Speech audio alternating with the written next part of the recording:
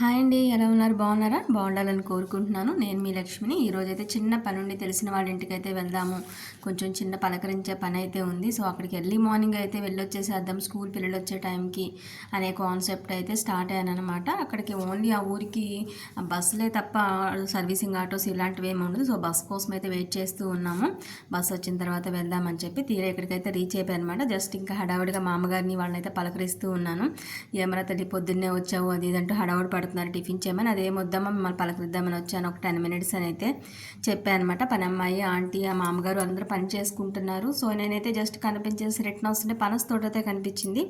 సరే సరే ఒకసారి ఆపేసి మళ్ళీ వేరే ఆటోలో ఎట్లా వెళ్దామని చెప్పేసి అప్పుడు అత్త మామయ్య వాళ్ళ ఇంటికి వెళ్ళేటప్పుడు తీశాను. జనాలు హడావుడి ఉందని చెప్పేసి ఆగిపోయాను కదా. ఈరోజు చూశాను.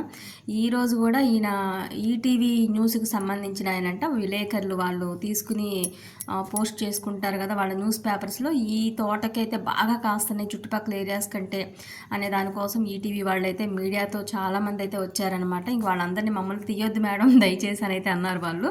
సో ఆయన ఒక్కళ్ళు మాత్రం చిన్న క్లిప్ తీశాను. అది తీసి ఇంకో రోజు మళ్ళీ తీసుకుందాంలే 2 సార్లు తోటకి కానీ కుదరలేదు అనుకుని స్కూల్కి అయితే వచ్చేసాను. మా బుడ్డి పిల్లలు అయితే వచ్చేసేసి ఉన్నారనమాట. ఇంకా వాళ్ళతో కొంతసేపు అయితే హ్యాపీగా ఆడుకుంటూ ఉన్నాను.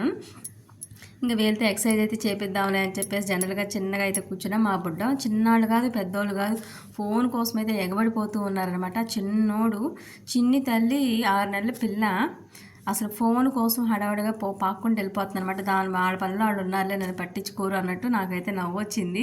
So please watch it. Thank you.